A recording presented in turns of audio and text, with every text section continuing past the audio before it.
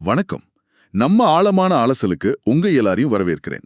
இன்னைக்கு நாம வஜிராம் அண்ட் ரவி அமைப்போட தரவுகளை வச்சு ஒரு ரொம்ப சுவாரஸ்யமான விஷயத்தை அலச போறோம். ஆமா. இன்னைக்கு நாம பேச போற விஷயம் பலருக்கும் பல கேள்விகளை உருவாக்குன ஒரு தலைப்பு. கண்டிப்பா. அதாவது கடந்த 12 வருஷத்துல ஆளும் என்டிஏ கூட்டணிக்கு நாடாளுமன்றத்துல முழு மெஜாரிட்டி இருக்கு இல்லையா? ஆமா, நல்லாவே இருக்கு. அப்படி இருந்தும் முதல் முறையா அவங்களோட சொந்த மசோதாவையே லோக்சபாவுல நிறைவேற்ற முடியாம தோத்துருக்காங்க. ம். இது சாதாரண விஷயம் இல்ல. அதுவும் சாதாரண மசோதா கிடையாது. 2023ஆம் வருஷத்துல நாடு முழுக்க ரொம்ப பெரிய அளவுல கொண்டாடப்பட்ட நாரி சக்தி வந்தன் அதிநியம். அதாவது நம்ம மகளிர் இடஒதுக்கீடு மசோதா. கரெக்ட். அந்த மசோதாவை அமல்படுத்துறதுக்கான சட்டம் தான் நேத்து லோக்சபாவுல தோத்துருக்கு. கேக்குறதுக்கே ரொம்ப ஆச்சரியமா இருக்குல்ல? நிஜமாவே ஆச்சரியம்தான். ஏன்னா பெண்களுக்கு அதிகாரம் கொடுக்கறத வெளிப்படையா யாராவது எதிர்ப்பாங்களா? அதுதான் இங்க ட்விஸ்டே. நீங்க நினைக்கலாம், எல்லாரும் தானே சப்போர்ட் பண்ணாங்க, அப்புறம் எப்படி மசோதா தோத்துச்சுன்னு. ஆனா இந்த தோல்விக்கு பின்னால இருக்கிறது பெண்கள் மீதான எதிர்ப்பு கிடையாது. ரைட். இதுக்கு பின்னால நம்ம இந்தியாவோட வரைபடம், கொஞ்சம் அரசியல் கணிதம், அப்புறம் நம்ம அரசியலமைப்பு சட்டம், இது மூணும் எப்படி பின்னி பிணைஞ்சிருக்குன்னு தான் இன்னைக்கு நம்ம முழுசா புரிஞ்சுக்க போறோம். ஆமா, இது ஒரு மிக முக்கியமான முரண்பாடு. கொள்கை ரீதியா பாத்தீங்கன்னா 33% மகளிர் இடஒதுக்கீட்ட நாடாளுமன்றத்தில் இருக்கிற எல்லா கட்சிகளுமே முழுசா ஆதரிக்கிறாங்க. ஆமா, யாரும் எனக்கு வேண்டான்னு சொல்லல. அதான், யாரும் வெளிப்படையாவோ இல்ல கொள்கை அளவுலயோ பெண்களுக்கான அதிகாரத்தை எதிர்க்கல. ஆனா அந்த மசோதாவுக்கான வாக்கெடுப்புன்னு வரும்போது அந்த சட்டம் வீழ்த்தப்படுது. எக்ஸாக்ட்லி. மேலோட்டமா பார்க்கும்போது இது ஏதோ அரசியல் நாடகம் மாதிரி உங்களுக்கு தோணலாம். ஆனா நீங்க சொன்ன மாதிரி இதுக்குள்ள ரொம்ப ஆழமான புவியியல் மற்றும் கட்டமைப்பு ரீதியான சிக்கல்கள் நிறையவே இருக்கு. ஓகே, அந்த சிக்கலுக்குள்ள போறதுக்கு முன்னாடி அடிப்படையா ஒரு தர்க்கத்தை நாம பேசிடலாம். 2023ல இந்த சட்டம் வெற்றிகரமா நிறைவேற்றப்பட்டுடுச்சு. குடியரசுத் தலைவரும் ஒப்புதல் கொடுத்துட்டாங்க. ஆமா, அது முடிஞ்ச விஷயம். அப்படி இருக்கும்போது இப்போ அதை அமல்படுத்த எதற்கு புதுசா மசோதாக்களும் வாக்கெடுப்பும் தேவைப்படுது? இது கேக்குறதுக்கு எப்படி இருக்குன்னா, சொல்லுங்க. உங்களுக்கு லாட்டரியில மிகப்பெரிய பரிசு விழுந்துருச்சுன்னு சொல்லிட்டு அந்த பணத்தை எடுக்க பேங்க்குக்கு போனா வங்கி கட்டிடம் முழுசா கட்டி முடிக்கிற வரைக்கும் உங்களால பணத்தை எடுக்க முடியாதுன்னு சொல்ற மாதிரி இருக்கு. எதற்காக இந்த காத்திருப்பு? ரொம்ப அருமையான ஒரு உதாரணம். ஏன்னா அந்த லாட்டரிக்கான வங்கி இன்னும் கட்டப்படவே இல்லைங்கிறது தான் நிதர்சனமான உண்மை. அப்படியா? ஆமா, 2023ல நிறைவேற்றப்பட்ட அந்த சட்டத்திலேயே ஒரு நிபந்தனை மிக தெளிவா வச்சிருந்தாங்க. அதாவது இந்த 33% இடஒதுக்கீடு உடனே அடுத்த தேர்தலையே அமலுக்கு வந்துராது. ஓ, உடனே வராதா? வராது. முதல்ல புதுசா மக்கள் தொகை கணக்கெடுப்பு, அதாவது சென்சஸ் எடுக்கணும். அதுக்கப்புறம் அந்த தரவுகளோட அடிப்படையில நாடாளுமன்ற தொகுதிகளோட எல்லைகளை மறுவரையறை செய்யணும். டீலிமிட்டேஷன் பண்ணணும்னு சொல்றீங்க? கரெக்ட். டீலிமிட்டேஷன் செஞ்ச பிறகுதான் இடஒதுக்கீடு அமல்படுத்தப்படும் அப்படிங்கறதா அந்த சட்டம். ஆனா COVID-19 காரணமா 2021ல நடக்க வேண்டிய மக்கள் தொகை கணக்கெடுப்பு இன்னும் நடக்கவே இல்லையே. அது நடந்து முடியவே பல வருஷம் ஆகுமே. அதுதான் இப்போ இருக்கிற பெரிய முட்டுக்கட்டை. மக்கள் தொகை கணக்கெடுப்பு நடந்து முடியவே எப்படி பார்த்தாலும் 2027 ஆகிடும்னு எதிர்பார்க்கப்படுது. ஓஹோ, அவ்வளவு நாள் ஆகுமா? ஆமா. அதுக்கப்புறம் தொகுதியை மறுவரையறை செய்ய ஒரு கமிஷன் அமைச்சு அவங்க மாநில வாரியா ஆய்வுகள் எல்லாம் செஞ்சு ரிப்போர்ட் கொடுக்க இன்னும் ஒரு வருஷம் எக்ஸ்ட்ராவா ஆகும். அப்போ அது ரொம்ப நீண்ட காத்திருப்பா இருக்குமே. அதனாலதான் இந்த நீண்ட காத்திருப்பை குறைச்சு இடஒதுக்கீட்டை செயல்படுத்துறதுக்கான கட்டமைப்பை இப்போதே உறுதி செய்யணும்னு அரசாங்கம் நினைச்சாங்க. அதுக்காகத்தான் ஏப்ரல் 16 முதல் 18 வரை இந்த சிறப்பு நாடாளுமன்ற கூட்டத்தொடரை கூட்டினாங்க. ரைட், இப்ப புரியுது. அப்படியானால் இந்த முட்டுக்கட்டையை உடைக்க அரசாங்கம் ஒரு 3 மசோதாக்களை கொண்ட ஒரு தொகுப்ப, அதாவது 3 பேக்கேஜ் பில், அதை கொண்டு வந்ததா வஜ்ராமன் ரவியோட தரவுகள் சொல்லுது. ஆமா, அந்த 3 மசோதாக்கள் என்னன்னு பாத்தீங்கன்னா, நானே சொல்றேன். முதல் மசோதா லோக்சபா இடங்களை இப்போ இருக்கிற 543லிருந்து 850ஆக உயர்த்துவது. கரெக்ட். ரெண்டாவது, புதிய மக்கள் தொகை அடிப்படையில தொகுதிகளை மறுவரையறை செய்யறதுக்கான மசோதா. மூணாவது, இதற்கான நேரத்தையும் அடிப்படைகளையும் அரசியலமைப்பு சட்டம் கட்டாயப்படுத்தாம நாடாளுமன்றமே முடிவு செய்யற அதிகாரத்தை வழங்குறது. எக்ஸாக்ட்லி. இதுதான் அரசாங்கத்தோட திட்டம். ஆனா எனக்கு இங்க ஒரு தர்க்க ரீதியான முரண்பாடு ஒண்ணு தெரியுது. என்ன முரண்பாடு? எதற்காக மொத்த இடங்களையும் 850ஆக உயர்த்தணும்? இப்போ இருக்கிற 543 இடங்கள்லயே நேரடியாக 33% இடங்களை பெண்களுக்கு ஒதுக்கலாமே. அப்படி செஞ்சா தொகுதி மறுவரையறைக்காக காத்திருக்க வேண்டிய அவசியம் இருக்காதே. இதையே அரசாங்கம் இவ்ளோ காம்ப்ளிகேட் பண்றாங்க.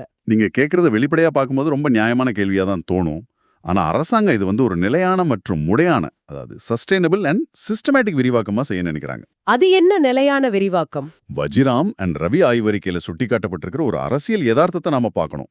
உதாரணமா, ஒரு குறிப்பிட்ட தொகுதியில கடந்த 30 வருஷமா ஒரு மூத்த ஆண் தலைவர் தொடர்ந்து போட்டிட்டு வர்றாருன்னு வச்சுப்போம். சரி. அந்த தொகுதி திடீர்னு பெண்களுக்கு ஒதுக்கப்படும் போது அந்த தலைவர் தன்னோட வாய்ப்பு முழுமையா இழந்துடுவாரு. இது ஏதோ ஒரு சில தொகுதிகள்ல நடந்தா பரவாயில்ல. நாடு முழுக்க 181 தொகுதிகள்ல ஒரே நேரத்துல நடந்தா என்ன ஆகும்னு யோசிச்சு பாருங்க. ஓ, அப்படி பார்த்தா கட்சியோட உள்ளேயே மிகப்பெரிய கலகம் வெடிக்குமே. நிறைய மூத்த தலைவர்கள் அதிருப்தி அடைவாங்க. மிகச்சரி. ஏற்கனவே இருக்கிற 543 இடங்கள்ல உள்ள தலைவர்களோட வாய்ப்பை பறிக்காம புதுசா இடங்களை உருவாக்கி, அதாவது 850ஆக உயர்த்தி, அந்த புதிய இடங்கள் மூலமா பெண்களுக்கு 33% ஒதுக்கீட கொண்டு வரலாங்கிறது தான் அரசாங்கத்தோட ஐடியா. ஆமா, இது அரசியல் ரீதியா குறைவான எதிர்ப்பை சந்திக்கும்னு அவங்க கணக்கு போடுறாங்க. கரெக்ட். ஆனா இந்த 3 மசோதாக்களும் ஒண்ணுக்கொண்ணு பின்னி பிணைஞ்சரை. தொகுதிகளை அதிகரிக்கணும்னா மறுவரையறை செஞ்சாகணும். ரைட். மறுவரையறை செய்யணும்னா மக்கள் தொகை கணக்கெடுப்பு வேணும். இதுல எந்த ஒரு செங்கலை உருவினாலும் மொத்த கட்டமைப்பும் சரிஞ்சிடும். அதுதான் நேத்து நாடாளுமன்றத்துல நடந்திருக்கு. ஆனா எனக்கு என்ன ஆச்சரியம்னா, இவ்ளோ நுணுக்கமா திட்டம் போட்டும் இது லோக்சபால எப்படி தோத்துச்சு? ஏன்னா ஆளும் என்டிஏ கூட்டணிக்கு 293 இடங்கள் இருக்கு. ஆமா, இது சாதாரண பெரும்பான்மையான 272 விட ரொம்பவே அதிகம் தானே. அப்புறம் எப்படி தோத்தாங்க? இங்கதான் நம்ம அரசியலமைப்பு சட்டம் உள்ள வருது. இது ஒரு சாதாரண மசோதா இல்ல, இது ஒரு அரசியலமைப்பு திருத்த மசோதா. ஓ, கான்ஸ்டிடியூஷனல் அமெண்ட்மெண்ட் பில். ஆமா, இதனால வெறும் 272 வாக்குகள் இருந்தா பத்தாது. நம்ம அரசியலமைப்போட 388வது சட்டப்பிரிவின் கீழ் இதுக்கு ஒரு ஸ்பெஷல் மெஜாரிட்டி, அதாவது ஸ்பெஷல் மெஜாரிட்டி தேவை. அதுனா என்ன? அவைக்கு வந்திருந்து வாக்களித்தவர்கள்ல 2/3 பங்கு ஆதரவு கட்டாயம் வேணுமா? சரியா சொன்னீங்க. அவையோட மொத்த பலத்துல 50%க்கும் மேல ஆதரவு வேணும். அது அவங்களுக்கு கிடைச்சிடுச்சு. ஆனா அன்றைய தினம் அவையில இருந்த உறுப்பினர்களோட மொத்த எண்ணிக்கை பாத்தீங்கன்னா 528 பேர். ஓகே. அந்த 368வது பிரிவின் விதிகளின்படி வாக்கெடுப்புல கலந்துகிட்டவங்கள 66.6%, அதாவது 352 உறுப்பினர்களோட ஆதரவு தேவைப்பட்டுச்சு. ஆனா ஆளும் கூட்டணிக்கு இருந்தது வெறும் 293 வாக்குகள் மட்டும்தான். எக்ஸாக்ட்லி. எதிர்க்கட்சிகள் ஒட்டுமொத்தமா எதிர்த்து வாக்களிச்சதால தேவையான 2/3 பங்கு கிடைக்கல. அதனால மசோதா சட்டப்பூர்வமா தோத்துருச்சு. இத பாக்கும்போது ஒரு பெரிய உண்மை புரியுது. ஒரு கட்சிக்கு மக்களவையில அறுதி பெரும்பான்மை இருந்தாலும் தங்களுக்கு பிடிச்ச சட்டங்களை இஷ்டத்துக்கு மாத்திட முடியாது. கண்டிப்பா முடியாது. அரசியல் பெரும்பான்மை அப்படிங்கிறது அரசியலமைப்பு பெரும்பான்மை ஆகாது. ஒரு கட்சியோட ஆதிக்க மனப்பான்மைய அரசியலமைப்பு சட்டம் எவ்வளவு அழகா கட்டுப்படுத்துதுன்னு காட்டுறதுக்கு இது ஒரு நேரடி உதாரணம். ஆமா, ரொம்ப சிறப்பான ஒரு கட்டமைப்பு அது. ஆனா மறுபக்கம் பார்த்தா இதே பாதுகாப்பு கவசம் தான் இன்னைக்கு ஒரு முற்போக்கான மகளிர் மசோதாவை தடுத்து நிறுத்திருக்கு. அதுதான் ஜனநாயகத்தோட ஒரு சிக்கலான வடிவமைப்பு. அரசியல் அமைப்பு சட்டங்கிறது உணர்ச்சிகளோட அடிப்படையில இயங்குறது கிடையாது. அது விதிகளோட அடிப்படையில தான் இயங்குது. ரொம்ப சரியா சொன்னீங்க. சரி, இப்போ நாம எதிர்க்கட்சிகளோட பக்கம் வருவோம். மகளிர் இடஒதுக்கீட்ட அவங்க கொள்கை ரீதியா ஆதரிக்கிறாங்கன்னு முதல்ல சொன்னீங்க. ஆமா, ஆதரிக்கிறாங்க. அப்புறம் ஏன் இந்த மசோதாக்கு எதிரா அவங்க ஓட்டு போட்டாங்க? பெண்களுக்கு அதிகாரம் கிடைக்கிறத அவங்க தடுக்கிறாங்களா என்ன? நிச்சயமா கிடையாது. இங்கதான் நாம அந்த தொகுதி மறுவரையறை, அதாவது டீலிமிட்டேஷன் அப்படிங்கிற ஒற்றை சொல்ல ரொம்ப கவனிக்கணும்.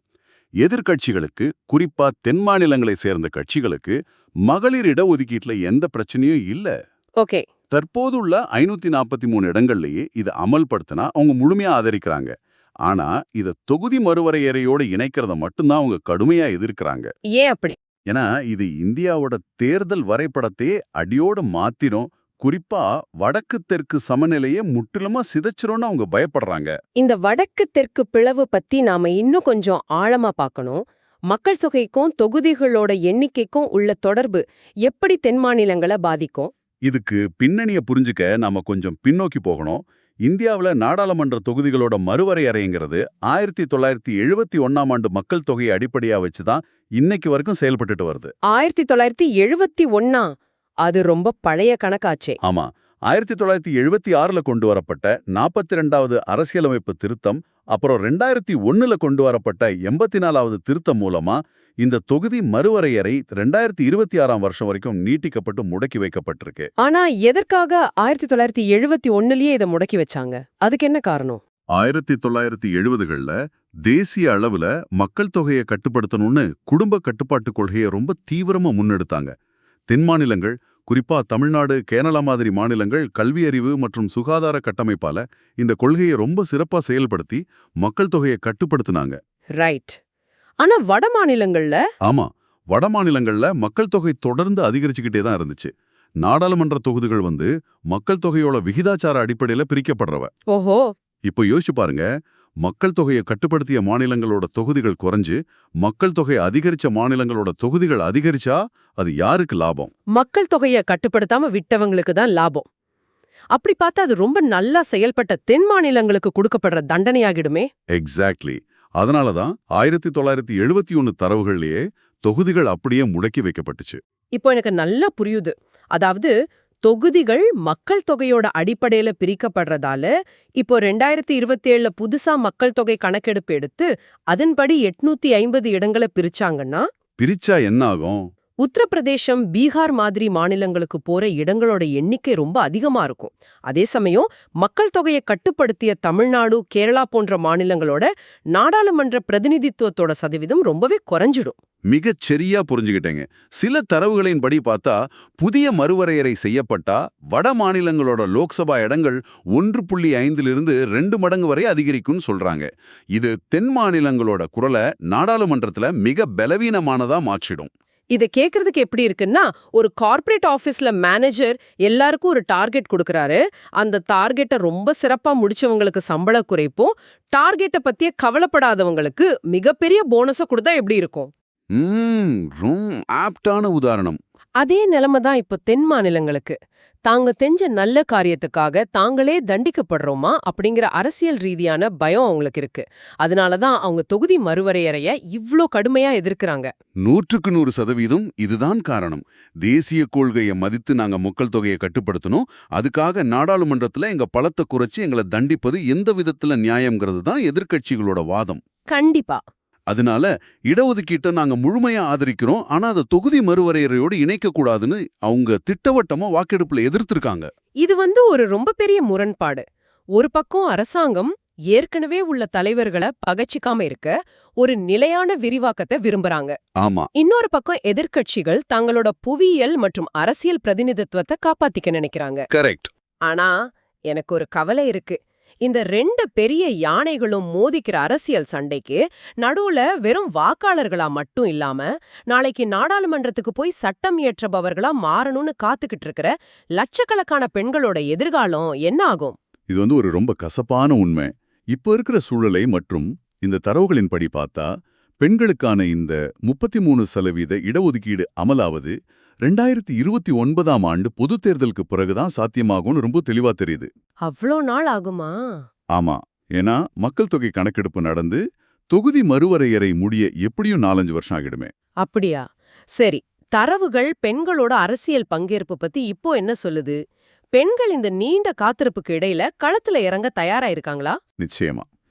வஜ்ரானன் ரவி தரவுகள்ல இருக்கிற ஒரு சுவாரஸ்யமான ஆனா கொஞ்சம் கவலைக்குரிய புள்ளி விவரத்தை நான் சொல்றேன்.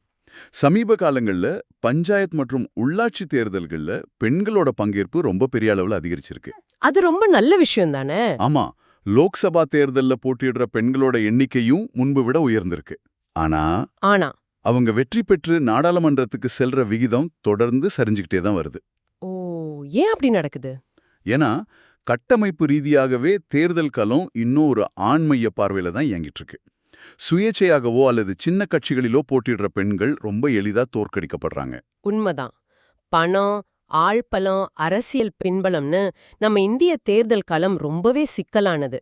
இடஒதுக்கீடு அப்படிங்கிற ஒரு சட்டப்பூர்வமான அழுத்தம் இல்லாம அரசியல் கட்சிகள் தாமா முன்வந்த பெண்களுக்கு பாதுகாப்பான வெற்றி பெறக்கூடிய தொகுதிகளை ஒதுக்க மாட்டாங்கங்கிறது தான் நிதர்சனம். அதுதான் யதார்த்தம். ஆனா இந்த விவாதங்கள் எல்லாமே ஒரு விஷயத்த மிக தெளிவா உணர்த்துது. பாலின அரசியல், அதாவது ஜெண்டர் பாலிடிக்ஸ் அப்படிங்கிறது இந்திய ஜனநாயகத்துல இனி தவிர்க்க முடியாத ஒரு சக்தியா உருவெடுத்திருக்கு. ஆமா. வெறும் மகளிர் மேம்பாடு அப்படிங்கிற தொண்டு நிறுவன மனநிலையில இருந்து இது மாறிடுச்சு. கரெக்ட். இது இப்போ அதிகார பகிர்வு அப்படிங்கிற ஒரு உறுதியான அரசியல் கோரிக்கையா மாறிடுச்சு. பெண்கள் இனி தங்களுக்குரிய இடத்தை கேட்டு பெற தயாராகிவிட்டார்கள் அப்படிங்கிறது தான் உண்மை. அதே சமயம் இந்திய ஜனநாயகத்தோட அடுத்த கட்ட பரிணாம வளர்ச்சியும் நாம் இங்க பார்க்க முடியுது. தொகுதி மறுவரையறை விவகாரத்துல கூட்டாட்சி தத்துவத்தை முன் வச்சு தென் மாநிலங்கள் தங்களோட உரிமைகளை அவ்வளவு எளிதா விட்டு கொடுக்காதுங்கிறது ஆணித்தரமா பதிவாகியிருக்கு. ஆமா, நிச்சயமா. ஒரு கட்சிக்கு எவ்ளோ பெரிய அரசியல் பெரும்பான்மை இருந்தாலும் அரசியலமைப்பு சட்டம் தன்னோட பாதுகாப்பு கவசத்தை எப்படி நிலைநிறுத்துது அப்படிங்கறதையும் இந்த சம்பவம் நமக்கு உணர்த்தியிருக்கு. உண்மைதான்.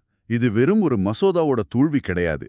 இது இந்தியாவோட எதிர்கால அரசியல் கட்டமைப்பை எப்படி பேலன்ஸ் பண்றது அப்படிங்கிறதுக்கான ஒரு மிகப்பெரிய தேசிய அளவிலான விவாதத்தோட தொடக்கம்னு தான் சொல்லணும்.